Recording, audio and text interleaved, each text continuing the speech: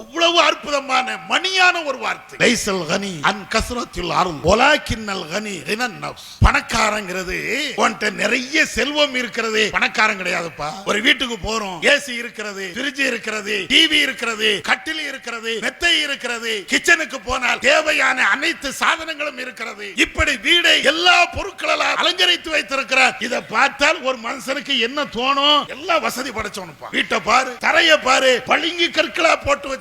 கிச்சனை நீ போய் பாரு, மாடுலர் கிச்சனை போட்டு வச்சிருக்கிறான். அவ்வளவு காசு, காசுன்னு பார்க்காம வீட்டை இவ்வளவு செஞ்சிருக்கிறான். நல்ல காசு. ஆனா ரசூலா எப்படி பார்க்கறாங்க தெரியுமா? இவ்வளவு காசு இருக்குது, இவ்வளவு பணம் இருக்குது, இவ்வளவு பொருளாதாரம் இருக்கிறது, இது எல்லாம் வச்சு நீ பெரிய செல்வத்தை நீ நினைக்கிறியா? போதும் என்ற மனசு இருக்கணும்டா மனுஷனுக்கு. எனக்கு இது போதும், இன்னைக்கு பழைய கஞ்சி தான் எனக்கு உணவா, அல்ஹம்துலில்லாஹ் என்று சொல்றிய நீ தான் மிகப்பெரிய கோடீஸ்வரர். டாடா பிர்லா கோடீஸ்வரன் கிடையாது, அதானி அம்பானி கோடீஸ்வரன் கிடையாது. இறைவா, எனக்கு தந்தை இந்த அருளுக்கு புகழ் அனைத்தும் உனக்கு தான் என்று நீ பேசுகிறிய லட்சம் அதானிகளை விட நீ தான் பெரிய கோடீஸ்வரன். நான் சொல்லல, கண்மணி நாயகம் ஸல்லல்லாஹு அலைஹி வஸல்லம் சொல்றான். என்னைக்காவது இந்த சிந்தனை வருதா?